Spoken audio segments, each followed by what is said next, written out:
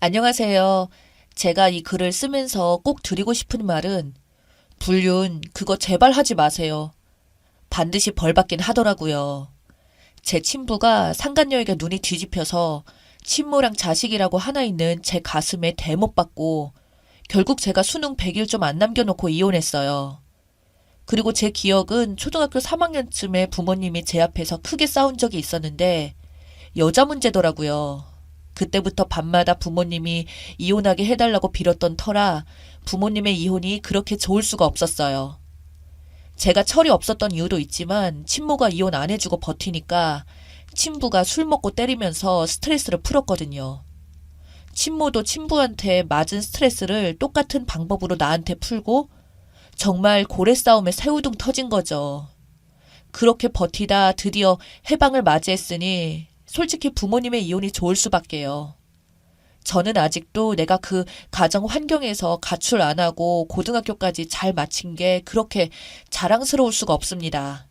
심지어 11년 개근이었습니다.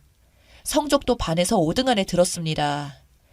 가정이 이 지경인데 친모와 제가 돈이 있었겠어요? 수능만 보고 저는 백화점으로 바로 취업했죠. 대학교는 제게 사치였어요. 그래도 인서울 성적이었는데 지금 생각해보면 학자금 대출이라도 받아서 갈 걸 그랬습니다. 그리고 돈만 열심히 벌면 친모와 행복하게 살 줄 알았는데 아니었어요.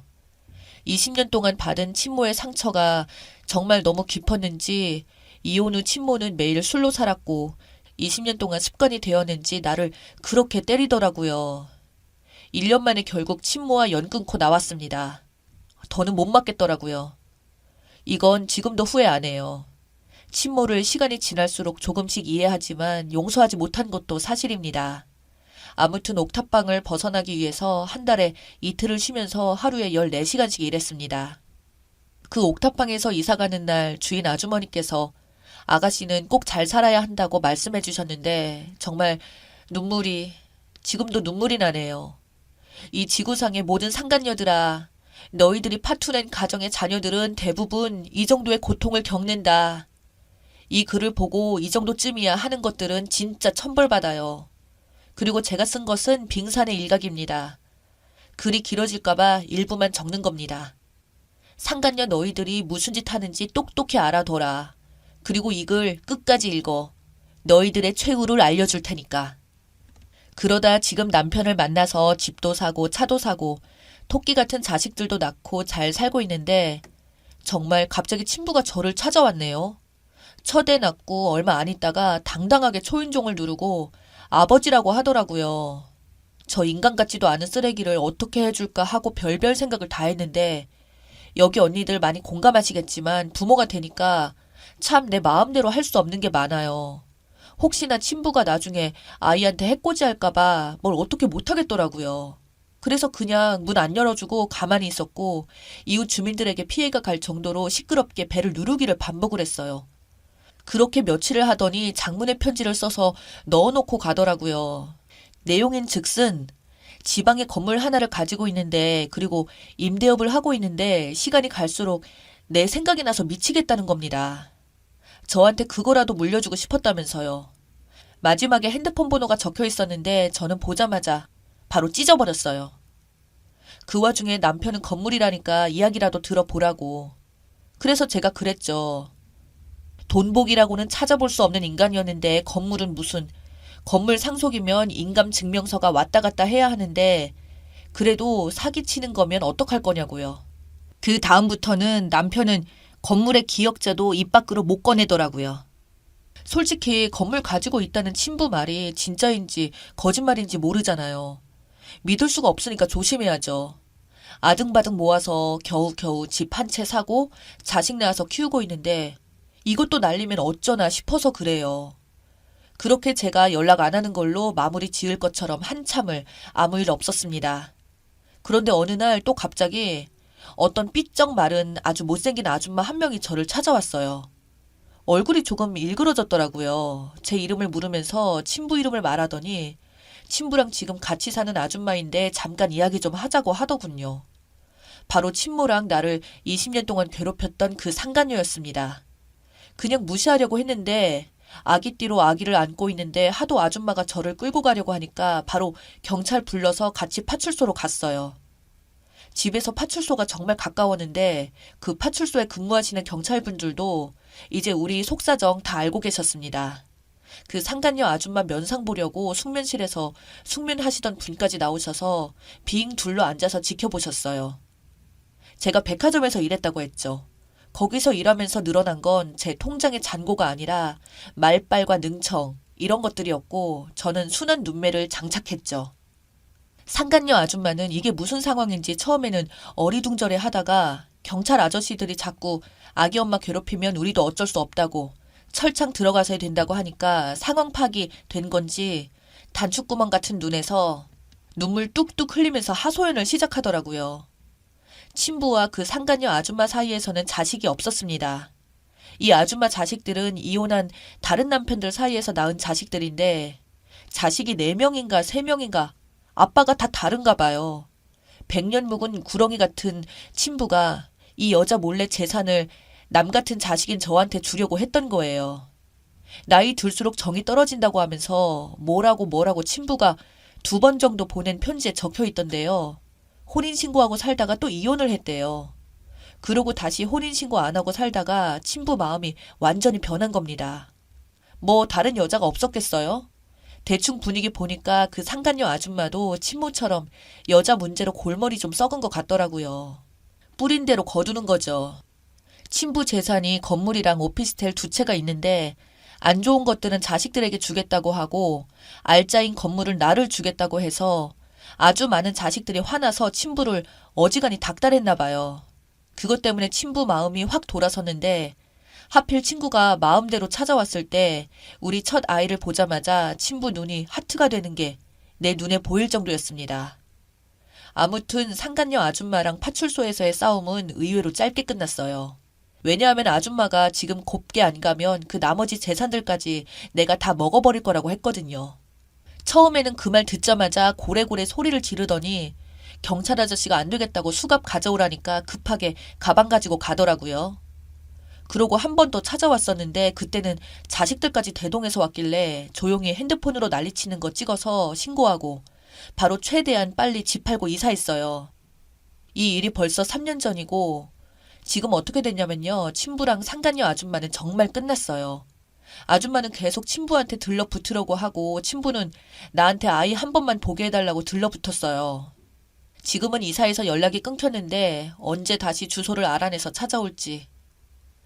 아무리 구슬리고 닥달을 해도 친부가 꿈쩍을 안 하니까 아줌마와 아줌마 자식들이 결국 머리를 잘못 굴리고 친부한테 깽판을 쳤나 봐요.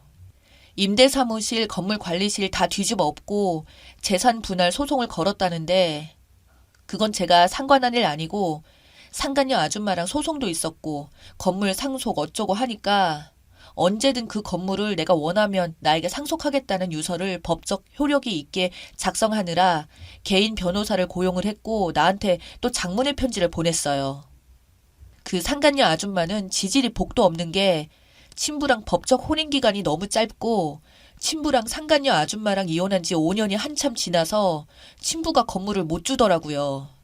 친부의 친척들이 모여 사는 지역이 있는데 그 지역의 땅을 투기해서 돈을 벌었대요. 친모랑 나만 개고생한 거였어요. 아, 하늘이시여. 난 돈 없어서 이틀이나 밥도 못 먹고 서서 일한 적도 있는데 이 거지 같은 인간은 땅 투기하고 살았네요. 결론은 그 상간녀 아줌마랑 그 자식들은 오피스텔도 감지덕지한 상황이죠. 그 상간녀 아줌마도 막장인 게 친부랑 이혼하고 전 남편이랑 다시 재혼을 했는데 안 써도 알겠죠.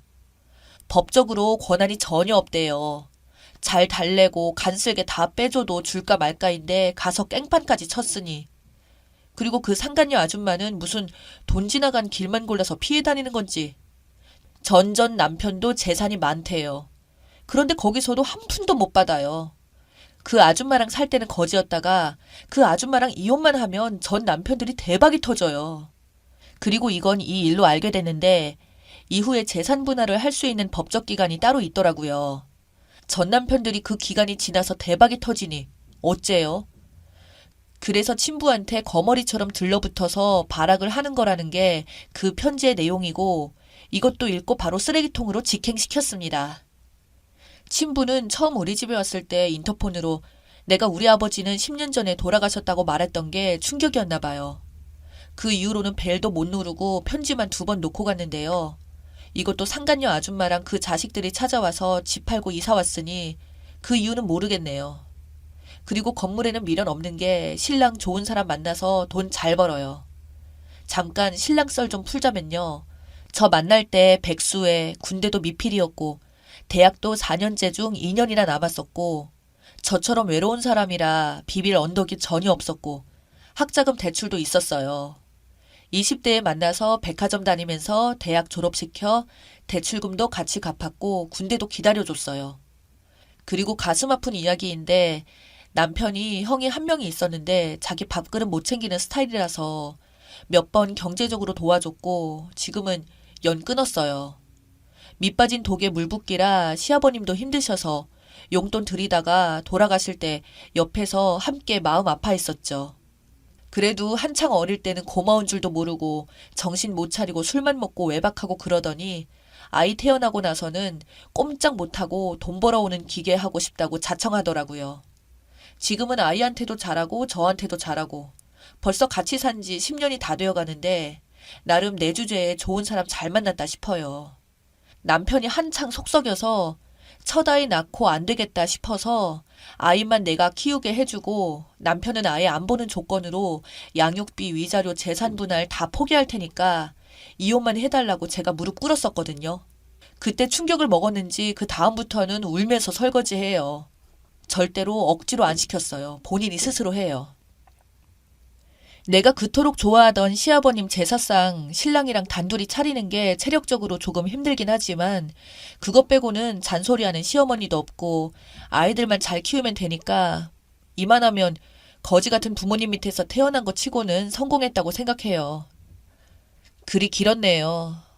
어떻게 끝내야 할지 그 상간녀 아줌마 자식도 딸도 있는데 글이 길어지니까 줄이자면 하나는 꽃뱀만 나서 전 재산 다 잃었어요. 상간녀들아, 아직도 별거 아닌 것 같지.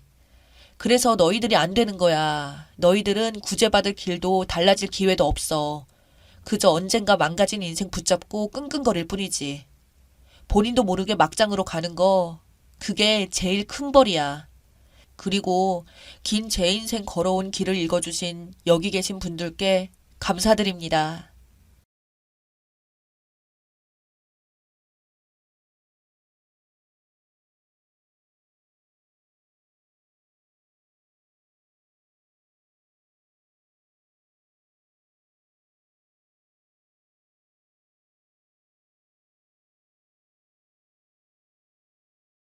저는 어린 시절을 암울하게 보냈습니다.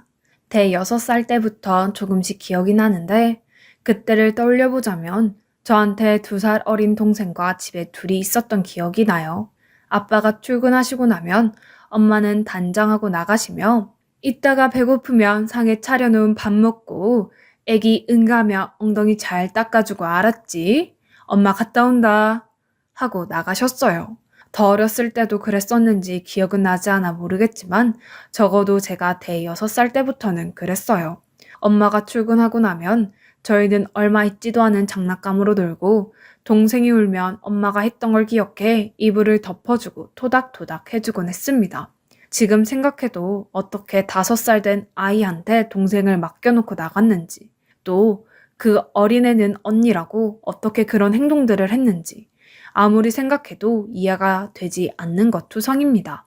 동생도 저랑 둘이 있는 게 당연했는지 출근하는 엄마를 보고 울거나 보태지 않았던 기억이 납니다. 시간은 정확히 모르겠지만 엄마는 늘 해가 어둑해질 무렵 집에 들어오셨어요. 저는 아빠가 출근하지 않는 날이 좋았습니다. 그런 날은 엄마도 집에 계셨거든요. 평일에도 아빠가 쉬시면 엄마도 쉬셨어요.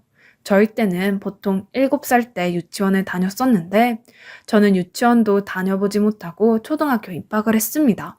제가 초등학교에 들어가고 나서 동생이 혼자 남아 있었던 것 같아요. 1학년 때 학교에서 돌아오면 동생이 절 반겨줍니다. 언니, 왜 이제 와? 라고 했거든요. 하교 후 친구들이 놀다 가자고 해도 그럴 수 없었습니다.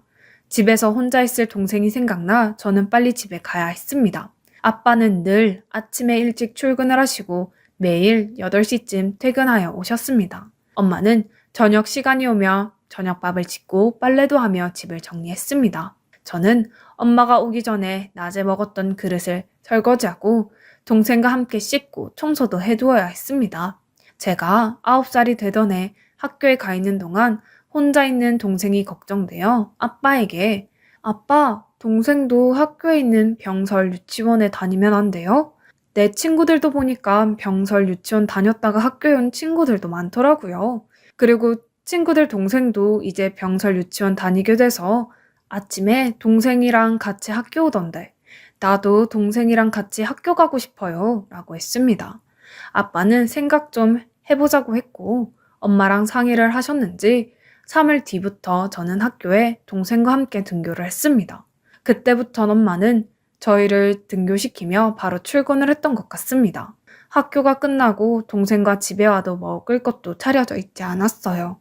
배는 고프고 먹을 건 없어 동생과 라면을 끓여 먹었습니다.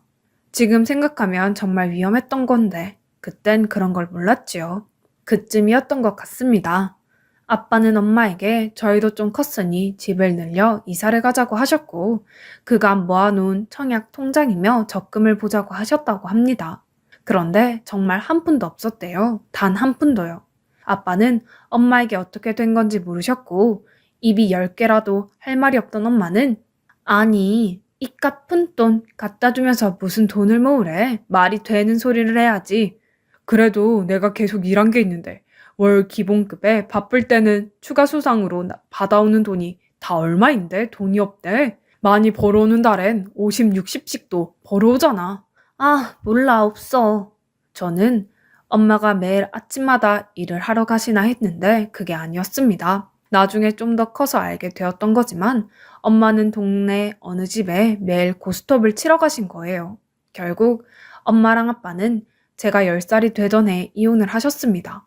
저희는 아빠랑 살게 되었고 엄마가 있을 때나 없을 때나 달라진 점은 없었습니다. 오히려 제가 3학년이 되면서 학교에 도시락을 싸가야 했는데 아빠가 매일 아침 저희 아침 식사와 제 도시락에 동생이 학교에서 돌아와서 먹을 점심까지 챙겨놓고 출근하셨습니다.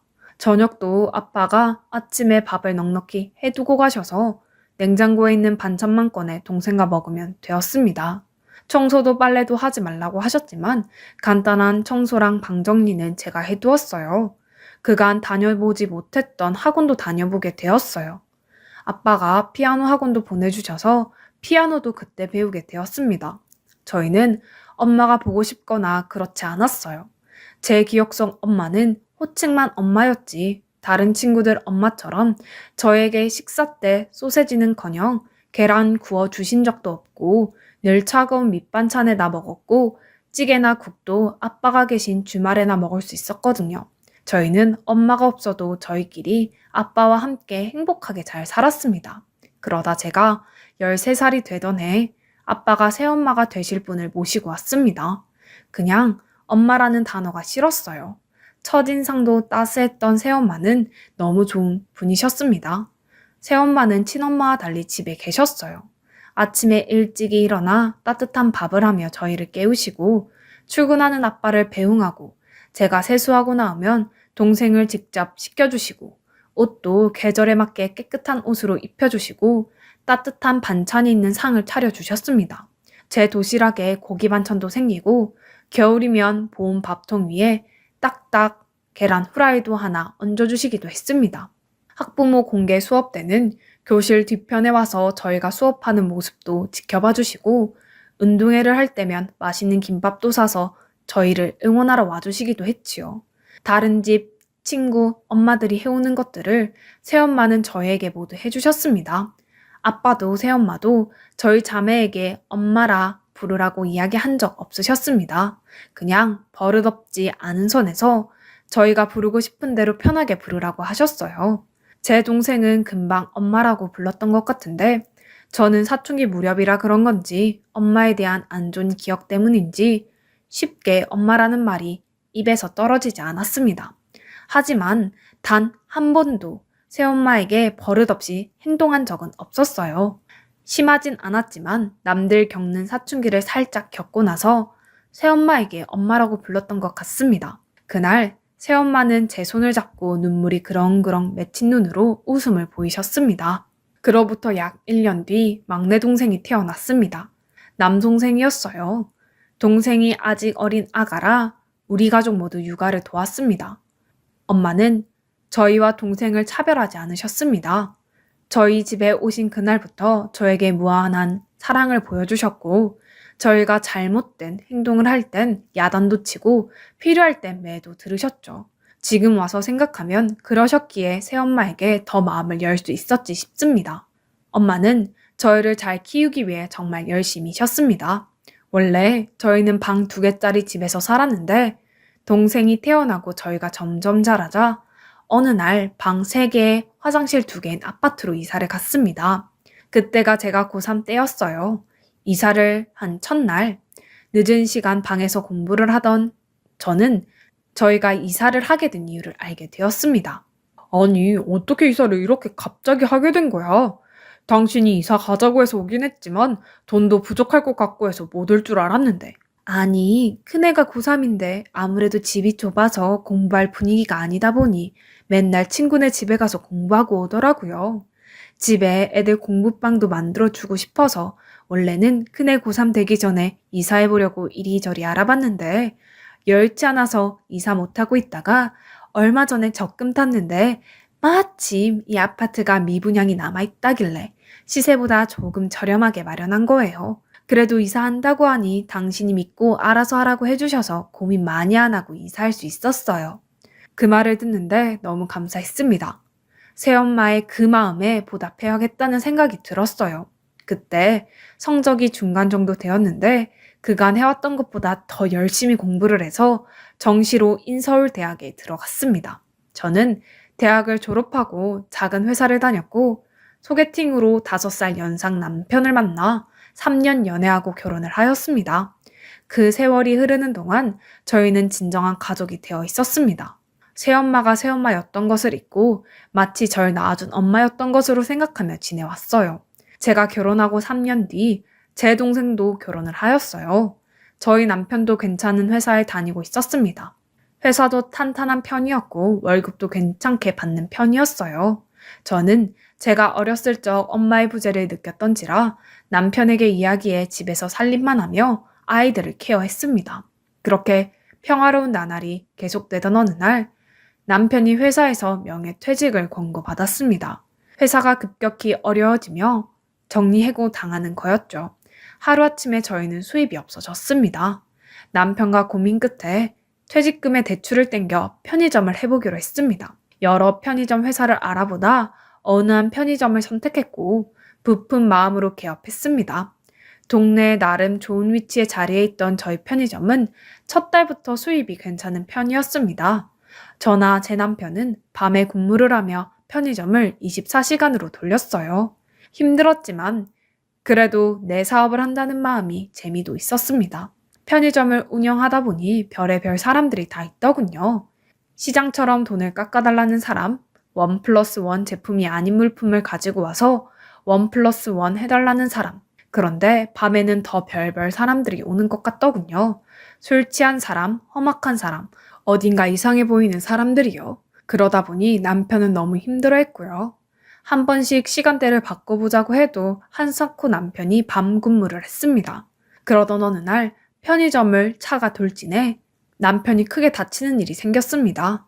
제가 출근하기 전 편의점에서 있던 남편은 그날 손님이 오기 전 새벽 5시 무렵 편의점 주변을 쓸고 있는데 많지 않은 운전자가 몰던 차가 정지 신호에 정지를 한다는 게 악셀을 밟아 저희 편의점으로 돌진한 거고 하필 편의점 앞에 서 있던 저희 남편을 친 거죠. 남편은 전치 16주를 받았습니다. 정말 눈앞이 깜깜하더라고요. 남편을 간병하며 편의점 보수공사도 하고 정신이 없었습니다. 남편이 치료를 잘 받게 하기 위해서는 편의점을 하루빨리 다시 운영해야 했어요. 그런데 정작 24시간 운영할 수 없다 보니 어쩔 수 없이 아르바이트를 뽑아야 했습니다. 그런데 야간 알바는 쉽게 채용하기 어렵더군요. 그래서 주간 알바를 채용하고 야간 간병인도 썼습니다. 남편이 회복하는 기간 동안 아이들은 엄마가 와 계시며 봐주셨습니다. 사고를 누구보다 마음 아파하는 사람이 엄마셨어요.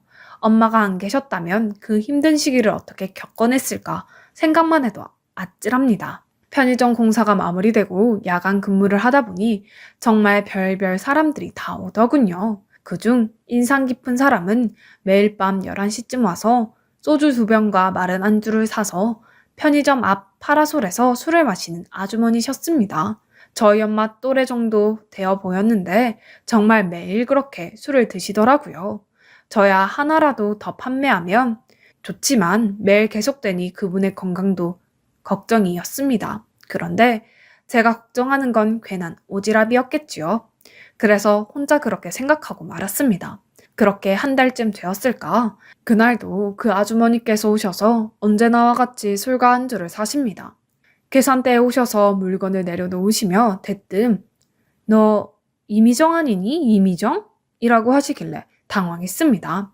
그런데 제 이름표가 있어 얼마든지 알 수 있는 사항이라 그냥 매일 보니 딸처럼 생각이 들어 그런가 하고 애써 웃으며 네, 보시는 것처럼 제 이름은 이미정이에요 라고 하자 아니 너 동생도 있잖아. 동생이 이미숙이고 2살 차이 아니야? 너희 둘 나이가 이제 한 40 정도 되지 않았나?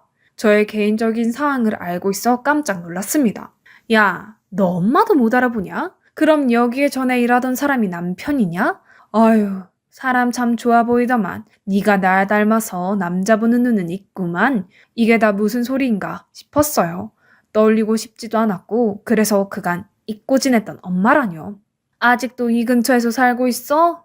나는 전국 팔도를 돌고 돌다가 결국 살던 곳이 좋다고 다시 여기 와서 사는데 네가 아직 여기서 살 줄이야. 내 단골 편의점이 니네 집일 줄 또 누가 알았겠냐? 내가 이제 와서 같이 살자고 하거나 네 아빠한테 가거나 하지 않을 테니까 걱정 마라. 아휴, 나도 미련 없어. 아무튼 자주 보자. 난 간다. 그렇게 그날도 밖에서 술을 마시고 가셨습니다. 밖에서 술을 마시는데 신경이 엄청 쓰였어요. 하지만 언제나처럼 시크하게 술만 열심히 마시고 가십니다. 이걸 누구한테 말하기도 그래서 그냥 혼자만 알고 있었어요. 그런데 다음 날부터는 저희 친정 엄마라고 하면서 편의점에서 물건을 그냥 가져가시는 분이 계시다고 합니다. 저의 친엄마인 듯 했어요. 그래서 못 가져가게 하라고 했어요. 그러면 계속해서 물이나 음료수 등을 가져가신다고 하더군요. 그래서인지 밤에 나타나지 않으셨어요. 안 되겠다 싶어서 아르바이트생에게 또 엄마가 오셔서 식품을 그냥 가지고 가시거든 경찰을 부르라고 했습니다. 저랑 상관없는 분이라고요. 그날도 엄마는 오셔서 계산을 안 하고 가셨고 알바하는 분이 신고를 해서 이내 경찰서에 연행되셨습니다. 경찰서에서 자신이 편의점 주인 친정엄마라며 우리 딸이 알아서 해결하는 부분인데 저 알바생 나부랭이가 뭘 몰라서 신고한 거라면서 난리를 치셨다고 하네요. 이내 저도 경찰서에 갔고 경찰이 친정 엄마라고 묻길래 아니라고 했습니다. 친엄마는 맞지만 제가 어릴 적에 이혼하셨고 절 제대로 키운 적도 없다고요. 엄마는 벌금형을 받았습니다. 그리고 엄마는 그 이후 나타나지 않았습니다. 다행이다 생각했어요. 그런데 그 뒤로 2달 뒤 남편이 많이 회복되어 가던 즈음 다시 친엄마가 나타났습니다. 그리고 제게 고래고래 욕을 하더군요. 너 어떻게 엄마를 신고할 수가 있냐? 내가 좀 따지러 왔다. 엄마라뇨? 여기 엄마가 어딨어요? 어디 있긴 어딨어? 어? 여기 있지. 딱 봐도 넌 나 닮지 않았니? 아버지랑 이혼하시면서 저희 두고 가신 거면 엄마이기도 포기하신 거 아닌가요? 그런데 이제 와서 엄마라고 하는 이유를 모르겠네요. 저희 어려서부터 저희는 키우지도 않고 엄마라뇨. 갑자기 나타난 이유도 모르겠고 이제라도 만났다고 엄마 노릇을 하는 게 아니라 엄마랍시고 딸 편의점 장사 물건 함부로 가지고 간다는 게 어이가 없고 제가 전생에 무슨 죄를 지었나 싶네요. 이년아, 네가 신고한 바람에 노역하고 왔잖아. 엄마한테 무슨 말을 그렇게 매정하게 하냐? 노역을 하던 진역을 살던 그게 제가 알 바인가요? 벌금 낼 돈이 없어서 노역을 했다고. 내가 먹고 죽을 돈도 없어. 그러니까 니네 편의점에서 먹을 것 좀 가지고 가는 건데. 아, 그게 그렇게 아깝냐? 엄마 아니라고요. 내 엄마 아니라고요. 남이잖아요. 왜 자꾸 엄마라고 하세요? 그럼 진짜 우리가 남이냐? 네, 남이에요. 그러니까 가세요. 그렇게 친엄마는 돌아가셨습니다. 그날 남편에게 가보기 전 집에 들러 아이들과 엄마를 살폈습니다. 엄마는 제게 낮에 간호하고 밤이면 일을 하려니 너무 힘들지? 라고 물으셨고, 괜찮아요. 낮에 그 사람 잘 때 저도 침대에서 눈 붙이거든요. 그래도 이게 아니지. 얼굴이 너무 까칠하다. 오늘 닌 거라도 한 대 맞아. 정말 괜찮아요. 혹시 뭐 다른 고민 있니? 아니요, 그런 거 아니에요. 그냥 이 생활이 길어지니 그런 것 같아요. 이제 곧 그이도 퇴근하니 괜찮아지겠죠. 솔직히 말해, 넌 늘 고민이나 걱정이 있어도 얘기 안 하잖아. 대신 그럴 땐 너한테 그런 표정이 있어. 엄마 속일 생각하지 말고 이야기해봐. 그간 있었던 일을 다 이야기했습니다. 친엄마가 나타난 일과 나타나서 한 행동에 대해서요. 그러자 그 온화한 엄마의 표정이 무섭게 변하더군요. 오늘부터 내가 밤에 가서 일할게. 나야말로 낮에 애들 학교 보내놓고 낮잠 자면 돼. 아니에요. 엄마 힘들어서 못하세요. 괜찮아. 넌 몰라. 엄만 할 수 없는 건 이야기도 안 꺼내. 내가 너희도 내 자식처럼 잘 키울 자신이 있었으니 너희 아빠랑 결혼한 거야. 그렇지 않았다면 너희 아빠랑 지금까지 계속 만나왔을지언정 결혼은 안 했을 거야. 그러니 내가 나갈 테니 넌 오늘 병원 갔다가 집에 와서 애들 챙겨. 안 그러면 집에 애들만 둘 거야. 내 말 명심해. 엄마, 생각보다 친어머니 성격이 세셔서 상처 받으실까 걱정이 되어서요. 나도 한 성격 하니깐 걱정 마. 그날 그렇게 엄마는 편의점으로 저녁에 출근을 하셨습니다. 그런데 마음이 너무나 불안했고 아이들은 언제나처럼 한 9시쯤 잠에 들었고 친엄마는 매일 밤 11시에 편의점에 오셨기에 그쯤 편의점에 가봤습니다. 이미 친엄마는 편의점에 오셨고 저희 엄마랑 뭔가 언성을 높이며 이야기를 하고 계시더군요. 아니, 내가 여기 사장 엄마라고요. 그래서 이것저것 가져간다는 건데 그쪽이 왜 그래요? 이 여자가 진짜 왜 이래? 알바면 눈치 좀 챙겨. 네가 여기서 잘리고 싶지 않으면 나한테 잘 보여야 한다. 나 잊지 마. 여기 사장님이 엄마시라고요? 그래, 내가 엄마라고. 이제 정신이 좀 들어? 아무래도 매일 밤 만나게 될 것 같은데 오늘 실수는 내가 넘어가 줄게. 진짜 염치라고 모르는 여자네. 엄마는 누가 엄마야? 내가 진짜 엄마인데. 아니, 이 여자가 약을 먹었나? 내 배 아파서 나왔다고. 내가 엄마라고. 잠깐만. 어허? 혹시 당신이 우리 딸 계모야? 아, 계모구나. 친엄마 나타났다고 하니 자리 빼앗길까봐 겁났었나 보네. 나 그 남자한테 미련도 없고 이제 애들 다 컸는데 내가 키울 일도 없으니까 웃기시네. 누가 겁을 낸다는 거야? 배 아파 나으면 다 엄마예요? 애들을 사랑으로 키우고 보살피는 것도 엄마가 해야 할 일들인데 애들한테 해준 게 뭐가 있어요? 인간 같지도 않은데 인간 대접 해주는 걸로도 고마운 줄 알아. 이게 말이면 다인 줄 아나. 왜? 치려고? 쳐봐. 난 내 자식들 일이라면 무서울 게 없어. 네가 치는 거 그거 맞으면 되지. 네가 나 쳐서 다시는 편의점에 발 안 들인다고 하면 내가 기꺼이 맞아주지. 너 그럴 수 있어? 야, 너 미쳤냐? 네가 뭘 안다고 떠들어? 너 돈 다 해먹고 애들이랑 남편 두고 도망간 거잖아. 그래서 이혼 당한 거잖아. 내가 너였다면 성인 된 자식 알아봤어도 아는 척도 못했을 거야. 자식들한테 미안해서 그냥 잘 커준 것만으로도 마음으로 감사해하고 지켜봤을 것 같은데 어쩜 이렇게 철면피인지. 생물하고 떠들면서 물건을 함부로 가져가? 그게 도둑년이지 뭐야? 그래서 이혼까지 당했으면 진짜 창피해서 못 나타난다. 야, 네가 내 인생을 알아? 알고 싶지도 않으니까 굳이 이야기할 필요 없어. 다른 거 다 필요 없고 우리 딸 앞에 나타나지 마. 편의점이 여기밖에 없어. 다른 편의점 좀 가. 다른 편의점은 돈 내야 하잖아. 여긴 내 딸 편의점이니 내 거나 다름없다고. 당신이 그러고도 엄마니? 엄마라면 딸이 어떻게 하면 더 잘 살게 될까 생각하게 되는데 어쩜 딸 등골이나 빼먹을 생각만 하고 그래? 지금 사위도 사고 나서 누워있는 판에 애가 얼마나 힘들게 살고 있는 줄 알아? 남편은 병원에 누워있지 편의점도 운영해야지. 하루를 48시간까지 쪼개서 사는 애라고. 아유, 걔 부지런한 건 지 아빠 닮았나 보네. 그게 할 소리야? 아무튼 됐고 보니까 여기 영수증 다 당신이 돈 안 내고 간 내역이던데 이거 지금 다 내고 가. 안 그러면 또 신고할 줄 알아. 아이고, 뭐 그거 벌금 내거나 일 조금 하고 나면 풀려날 거야. 마음대로 하슈. 나는 돈 없어. 사랑하는 딸내미 친엄마를 그렇게 꼭 신고를 해야 속이 시원하시오? 제가 그때 편의점 밖에서 112에 신고했습니다. 엄마에게 톡을 보내 계속해서 붙잡고 있으라고 했습니다. 이내 경찰이 도착했고 깜짝 놀란 친엄마는 언제 신고를 했냐며 저희 엄마에게 고래고래 소리를 지르더군요. 그래서 내가 신고했는데요. 왜 우리 엄마한테 소리 지르세요? 뭐? 네가? 네가 인연한테 홀려서 친엄마도 신고하고 봐요. 세상 말세다 말세. 인연아, 넌 천륜도 몰라?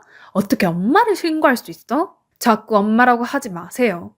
친엄마는 이미 제 나이 10살 때 제 마음속에서 죽었어요. 제게 엄마는 이분 한 분이라고요. 친엄마를 두 번째로 신고한 그날 엄마께서 내 말을 혹시라도 속상하게 듣지 말고 한번 생각해보면 좋을 것 같아. 너희 사는 집 지금이랑 반대쪽으로 이사하고 편의점도 이동하면 어떨까? 내 보니깐 그 여자 나오면 또 나타나서 진상 부릴 사람 같은데 말이야. 네가 친엄마라 차마 그러지 못하겠다고 하면 내가 할 말은 없지만 난 너희 가족을 위해서는 그게 나을 것 같아. 엄마 생각해 볼게요. 저도 당장에 그러고 싶지만 엄마가 이야기하신 동네는 지금 저희가 사는 곳보다 집값도 높고 건물 임대료도 좀 높은 편이라 쉽게 바로 결정할 수 있는 건 아닌 것 같아요. 그래, 현실적인 부분도 생각해야 하는 거니 내가 강요는 못하겠구나. 그런데 한번 긍정적으로 생각해 보렴. 그 일이 있고 일주일 뒤 엄마는 제게 통장 하나를 보여주십니다. 엄마, 이게 뭐예요? 이거 내가 그간 꾸준히 적금 모아서 탄 거 모아둔 통장인데 난 나이도 들었고 지금 사는 집이 만족스러워서 이사 갈 생각도 없거든. 너 이사 가고 가게 새로웠는데 보탰어. 엄마, 괜찮아요. 지금까지 저희 자매 예쁘게 사랑 가득 주며 키워주신 것도 감사한데 이런 도움까지 받는 건 아닌 것 같아요. 엄마가 앞으로 살면서 네가 도와달라고 할 때 못 도와줄 수도 있어. 엄마도 앞으로 아빠랑 남은 세월 살면서 써야 할 돈은 남겨야 해서 이것밖에 못 줘. 엄마. 얼른 받아. 너 이거 안 받으면 네가 날 친엄마보다 못하게 생각해서라고 생각할 거야. 엄마, 그런 거 아닌데요? 엄마랑 아빠랑 평생 벌어오신 돈인데 제가 받아도 될까 싶어서 그래요. 내가 줄만 하니까 주는 거야. 그렇게 엄마는 제게 1억 5천만 원을 주셨습니다. 당연히 아빠하고 상의가 다 되신 거고요. 저희는 다음날 바로 집과 편의점을 내놓고 이사할 곳의 집과 편의점 자리를 알아보았습니다. 친엄마는 CCTV 분석 결과 상습 절도로 구형되어 실형을 받았습니다. 제가 그 어렵고 힘들었던 시절 천사처럼 나타난 엄마는 제게 악몽 같았던 엄마에 대한 기억을 모두 지우고 엄마란 한없이 따뜻한 존재라는 것을 알려주셨는데 다시 한번 엄마는 절벽 끝에 서 있는 절 향해 손 내밀어 주신 듯 했습니다. 모두에게 그렇겠지만 저는 엄마를 생각하면 정말 감사함밖에 떠오르지 않습니다. 지금 저희 이사도 잘했고 편의점도 유독 인구가 많은 곳에 문을 열게 되면서 돈도 제법 잘 벌고 있습니다. 요즘 저희는 매월 놓치지 않고 제법 큰 금액의 적금을 꼬박꼬박 들고 있는 중입니다. 엄마가 평생 벌어놓은 돈을 저희를 위해 선뜻 내어주셨으니 막내 동생 장가갈 때 저희가 자금 마련하라고 돈을 턱하니 내어주고 싶어서요. 남편과도 이미 상의가 되었어요. 남편은 자신이 다쳐 누워있는 동안 이런 말도 안 되는 상황이 생겼다는 것에 놀랐고 저희 엄마가 나서서 모두 해결해 주셔서 너무 감사해 어찌할 바를 모르겠다고 했습니다. 이제 저희가 남은 세월 저희 부모님 편히 사실 수 있도록 살피면서 지내려고 합니다.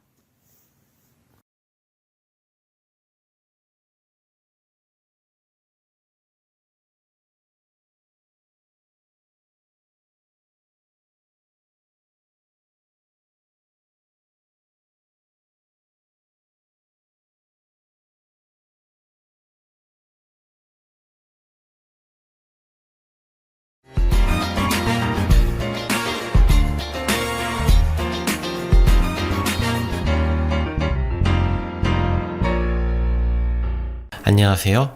사연 읽어주는 낭만 캐스터입니다. 오늘의 사연 시작하겠습니다. 돈 없다고 예비신랑한테 차였습니다. 사연 듣기 전에 좋아요 눌러주시면 큰 힘이 됩니다. 안녕하세요. 저는 28살이고 예비신랑은 저랑 동갑입니다. 내후년, 그러니까 15년 초쯤으로 결혼 날짜를 생각하고 있었고 저는 그때까지 혼수 비용 2천만원 정도를 모을 계획이었습니다. 예랑이가 올해 학교를 졸업하고 돈을 벌기 시작해서 저보다 출발을 늦게 한 건 알지만 예비 신랑네 집은 일단 사업하는 집안이고 굉장히 여유가 있는 집안이어서 제 조건이 부담되지 않으리라 생각했습니다. 지금 인계받으면서도 월 400 정도씩은 꼬박꼬박 받고 있으니까요. 아무리 저보다 출발이 늦었어도 금방 따라잡을 것이고 좀 모자라면 예비시댁 쪽이 여유가 있으니 조금 도와주시리라 생각했습니다.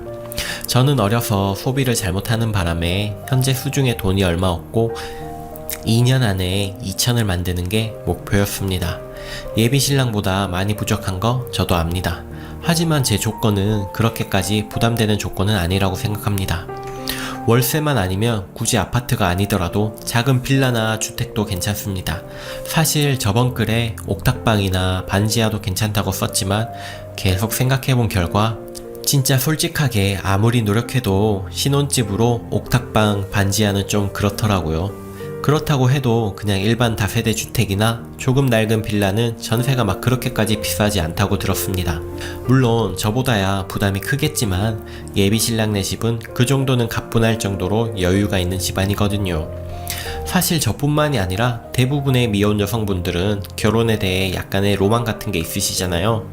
저 또한 조금의 로망이 있어요. 신혼집 아기자기하게 꾸며서 알콩달콩 살고 싶고 신혼여행도 적도 쪽이나 동남아 국가 그 에메랄드빛 바다가 있는 곳으로 가서 허니문 베이비도 만들어 보고 싶고 평생 한 번 찍는 것이니만큼 결혼사진도 조금 가격대가 있는 곳에서 하고 싶습니다. 그걸 제가 예비신랑한테 부담하라는 게 아니고 쓸데없는 예물 예단 같은 거 생략하고 그 돈으로 하고자 하는 거거든요. 얘기를 꺼내보니 예비신랑이 많이 부담스러워했어요. 이해는 가지만 그래도 고민해보고 말해달라고 했는데 내심 집에서 도움을 조금 받더라도 내 조건을 수락해주겠지 싶었습니다. 그런데 생각해보고 하는 말이 그러면 자기가 모은 돈에 대출 좀 껴서 전세 마련하는 거로 하고 예물 예단은 아예 생략할 순 없으니까 기본적인 것만 하고 사진과 신혼여행은 그렇게 하자고. 참 제 입장을 많이 생각해줘서 아주 고맙고 또 고마웠는데 대출을 낀다는 게 예비신랑의 말로는 자기는 부모님이 마련해주신 토대가 있어서 금방 일어설 수 있으니까 대출빚도 금방 갚을 수 있을 것이고 결혼까지 부모님께 손 벌려가며 하고 싶지 않다는 겁니다. 이미 예비신랑이 직장 근처 빌라 전셋값까지 대략 알아봤더라고요. 제 생각 이상으로 요즘 전셋값이 비싸더군요. 제가 생각했던 건 인천이나 수도권 쪽 지인분들 전세 구할 때 들었던 가격이었는데 서울 쪽은 차이가 크더라고요. 대강 계산을 해보니 그러면 대출을 약 8천 정도 껴야 하는데 그러자니 맞벌이가 필수고 위에서 말했듯이 저는 허니문 베이비 만들어서 얼른 제 아기 낳아서 키우고 싶습니다. 그래서 직장 쪽 말고도 수도권 쪽으로 더 싼 데를 알아보면 어떻겠냐 라고 말했는데 그건 또 예비신랑이 하는 일 특성상 공장 근처에 집이 있어야 한다 해서 이도 저도 못하고 결정을 못 내리고 있다 보니 예랑이도 답답했는지 어차피 당장 정해야 할 문제는 아니니까 차근차근 알아보자고 정 대출 끼는 거 싫으면 월세로 시작해서 얼른 돈 모아서 차차 바꾸자고 이런 식으로 말을 했고 제가 그냥 그러면 대출 껴서 그렇게 하되 나는 맞벌이 하고 싶지 않다고 말했습니다. 빠듯하면 또 모르겠는데 예비신랑이 혼자 홀벌이를 해도 금방 갚을 수 있을 것 같아서요. 예랑이도 그 문제는 상황 봐가면서 결정하자는 건데 되도록 제 의견을 맞춰주겠다고 하고 얘기가 끝났습니다. 그런데 사달이 난 게 제 여동생이 있는데 동생도 저랑 비슷한 성향이어서 돈을 많이 못 모으고 자격 조건을 열심히 쌓은 것도 아니어서 미술학원 선생님을 하고 있었는데요. 노는 걸 좋아하고 아직 어리고 해서 저희 부모님도 손을 놨다고 해야 하나요? 따로 나가서 살고 있습니다. 애가 총무로 무슨 현금을 관리했는데 조금씩 빼갔었나 봐요. 그게 제 동생 이전에 없어졌던 금액들까지 애가 덤태기를 쓰게 돼서 600만원을 졸지에 줘야 하는 상황이 오게 되어버렸고, 당장 집에 돈이 없으니 결국 제가 모았던 돈을 빌려줬습니다. 결국 저는 수중에 이번 달 월급 들어온 것만 딱 남게 되었는데, 애가 또 뭘 사고 놀고 하느라 사채까지 조금 끌어다 썼는지 저한테 또 손을 벌리길래 이것까지 내가 도와줄 수 없다고 분명하게 말을 했습니다. 그랬더니 애가 제 예비 신랑이한테 연락했나 봅니다. 예랑이가 저 몰래 그 돈을 갚아줬고, 그 이후로 제 동생이 연락이 안 됩니다. 예랑이도 그렇고 저도 그렇고 액수가 적지 않아서 그걸 받아야 결혼 준비하는데 쓰겠는데, 애 같다고 속이 부글부글 끓어서 미치겠는 와중에 예랑이한테서 만나자는 연락이 와서 나갔더니 대뜸 하는 말이 우리 결혼 없던 거로 하자. 이미 전부터 쌓여오던 게 있었다면서 구체적으로 굳이 언급은 안 하겠다길래, 제가 뭐가 그렇게 불만이었고 결혼을 뒤엎을 만큼 큰 이유가 되는지 드러나 보자며 닥달했더니 하는 말이 네 자존심 지켜주고 싶으니 물어보지 않았으면 좋겠다고 하면서 다만 앞으로 좀 열심히 살고 가족들 좀 잘 챙겨줘라 라고 말하고 그냥 가버린 후로 연락도 안 받고 그냥 저만 졸지의 일이 되었습니다. 솔직히 예비 신랑한테 화나는 것보다도 이유가 수긍이 안 가고 그냥 멍합니다. 아무 생각도 안 들어요. 제 동생한테 빌려준 돈 1000만원 때문에 저를 버린 건가 싶기도 하고, 그럴 정도로 어려운 집안도 아닌데 그렇진 않을 건데 복잡합니다. 이러라고 속풀이 하고 싶었어요. 제가 뭔가를 잘못했으니 예랑이가 저렇게 한 걸 건데 저는 그냥 홧김에 한 말이고 다시 원래대로 돌아갈 수 있을 것 같거든요. 혹여 제 잘못이 있다면 뭐가 있을까요? 제 입장에서만 쓴 거라 좀 제 유리한 대로 썼을 수도 있지만, 그냥 위의 상황에서 제가 잘못한 게 있다면 다 말해주세요. 부탁합니다. 댓글입니다. 28살 남자입니다. 처음으로 로그인합니다. 남자 입장에서 보는데 파혼된 이유는 님이 돈이 없어서가 아닙니다. 돈도 없어서입니다. 댓글이 정말 돈이 없어서 차였다고 생각하는 게 놀랍습니다. 소름 끼칠 수준의 자기 합리화와 자기 위로네요. 댓글 3. 와, 진짜 어이가 없어서 로그인 하게 하네. 돈 없어서 헤어지자 그런 거로 보이냐? 내가 보기엔 남자가 완전 양반이구먼. 이미 정 다 떨어졌는데도 쓴소리 한마디 없이 헤어지자고 했구먼. 본인이 뭐가 문제인지 모르는 게 더 문제입니다. 자꾸 예비 신랑네 집 넉넉하니까 합리화 시키는데 처치 바꿔놓고 생각해봐라. 그건 그렇고 저 남자가 참 현명하네요. 댓글 4.